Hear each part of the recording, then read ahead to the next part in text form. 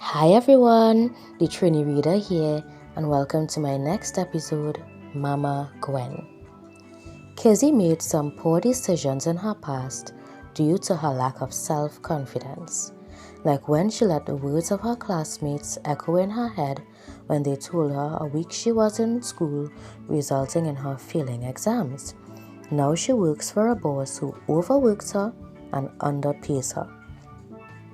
Today the sun burns brightly in the sky. The wind blows gently, causing the wind chimes made of shells and some old utensils to make soft music in their small, quiet village.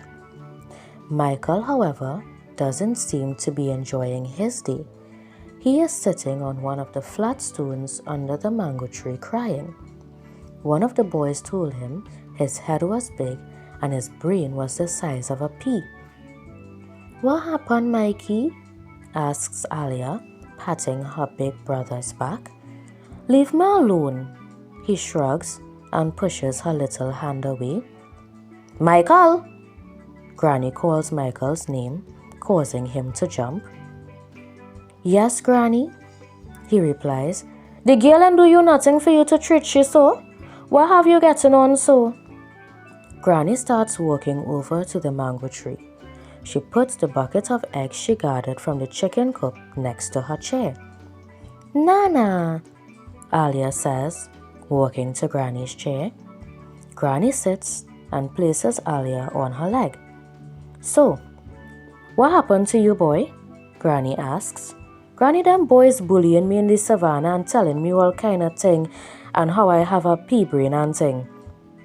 You believe that, Mikey?" Granny watches Michael with concern. "Michael, let me tell you a story about a girl called Kizzy. Kizzy wasn't so good in school, but she had real like poetry though. Them children used to tease she and tell she how she do tish and she don't know maths. When exam time reached, she ended up failing. Then she went to find work and a man hired her to clean. She had to clean from morning to night. So by the time she reached home, she tired. All that work Kizzy doing, and at the end of the week, she money small. One day, she was walking home from work. She looked up at the full moon and wished to come out of her situation. But Granny, why she didn't do extra classes? It had plenty ways she could have bettered herself. Well, here what happened, Granny said. She put Alia on her next leg and then continued. All of a sudden, a strong breeze blew, and when Kizzy looked in the distance, she saw an old wooden shed with rusted galvanized and faint light coming from a lamp. She was going to turn around, but she wanted to investigate it. The more she walked, she noticed a woman in the shed. "Scary lady," Alia interrupted. Yes, it sounded scary, eh? She walked up to the lady, and as she did, the lady speak. She sounded pleasant. She said, "My name is Mama Gwen, Kiki. You make a wish. But I is no genie, eh? I can't grant you no wish. But I have a calabash bowl with cocoa tea. If you drink it, you will get to see something from your past. So you want to drink it?" Kizzy asked the strange-looking lady with a shawl made of banana leaves, "How you know my name?" "Well, I is Mama Gwen. I know everybody's name. You want a drink, Kizzy? This tea does tell you things." Kizzy didn't know why she felt so compelled to drink the tea, but she did anyway. It was sweet, but not sweeter than my tea, Granny added with a little laugh filled with pride. "Granny, I wasn't drinking no tea from no stranger, nah. Kizzy braver than me.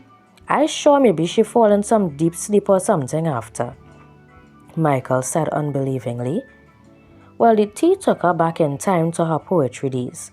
But all of a sudden, Kizzy could see herself standing on a stage reading one of her poems, and when she finished, everybody stand up and cheer. When the effects of the tea wear off, Mama Gwen told her, "It seemed like you let people define who you are as a person. You lose your voice, your confidence, and now you're living a life based on them choices. It still have hope for you. Start back writing your poems and make your living from that. But Kizzy, you have to be confident. After that, Kizzy started back writing poems, and just like Mama Gwen say, she worked on she confidence.